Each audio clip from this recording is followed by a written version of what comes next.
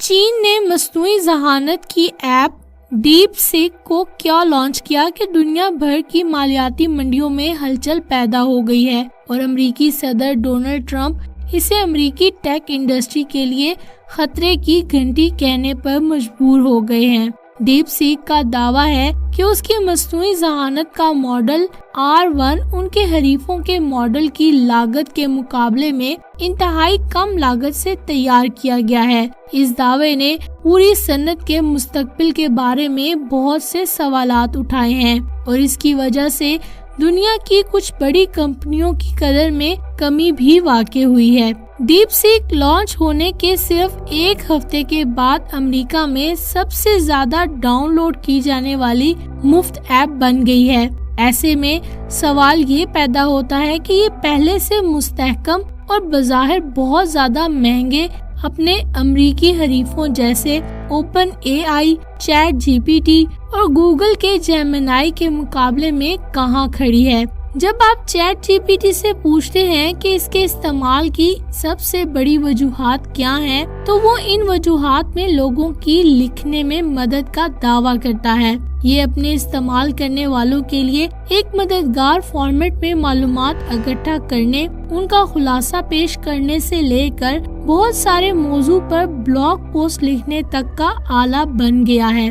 اسی طرح یہ بہت سے لوگوں کے لیے ان کے دفتری کاموں میں معاون ساتھی بھی بن گیا ہے۔ ڈیپ سیک یقینی طور پر اپنے سب سے مشہور امریکی حریف چیٹ جی پی ٹی کے مقابلے میں زیادہ قابل قدر نظر آ رہا ہے۔ مصنوعی ذہانت کے ایڈوانس ماڈل کے ظہور نے ان لوگوں کی بہت مدد کی جو کہ کوڈنگ کرتے تھے۔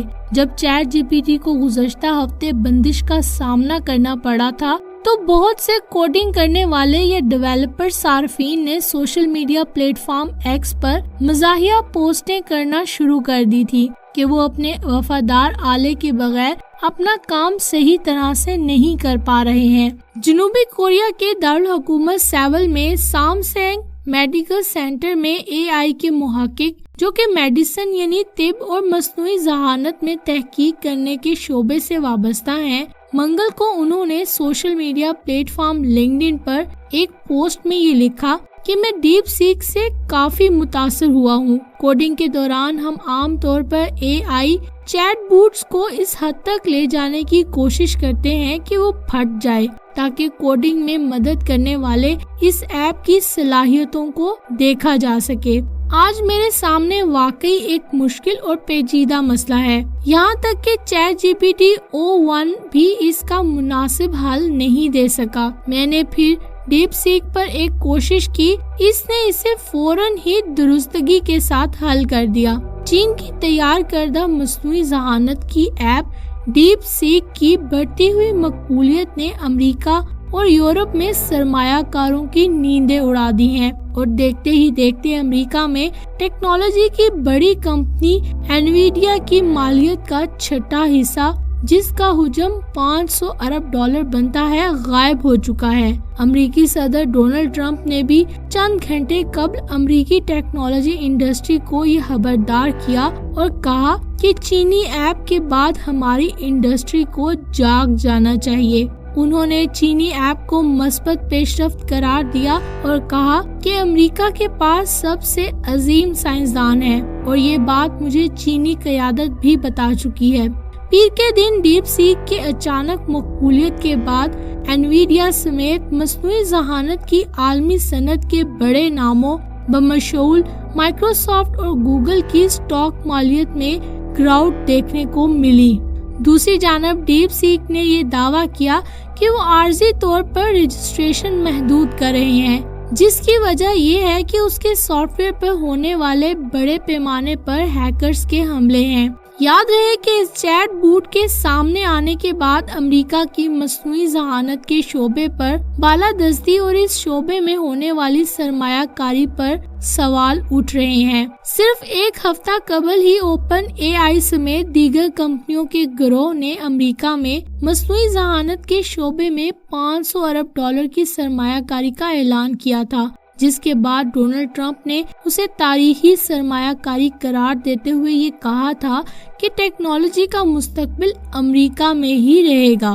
दरअसल डीप सीक है क्या?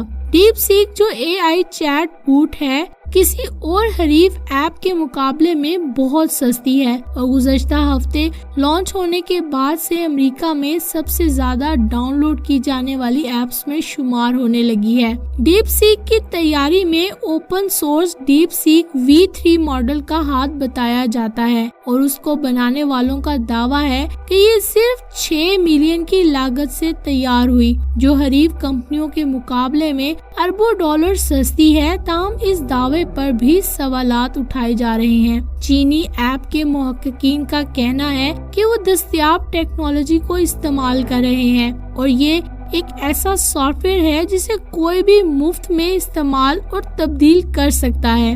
लेकिन ये पेशरफ्त एक ऐसे वक्त में हो रही है जब अमेरिका जदीद चिप टेक्नोलॉजी की चीन तक रसाई और फरोख्त को महदूद करने की कोशिश कर रहा है। ऐसे में चीन में मस्नूई ज़हानत पर काम करने वाले एक दूसरे मॉडल से मिलकर नए तजर्बात किए जा रहे हैं और यूं ऐसे मॉडल सामने आ रहे हैं जिसमें कंप्यूटिंग की तवानाई का इस्तेमाल पहले से बहुत कम है। साथ ही साथ इसका मतलब ये भी है कि इन ऐप्स की कीमत बहुत कम है, जो इस शोबे में तहलका मचा रही है।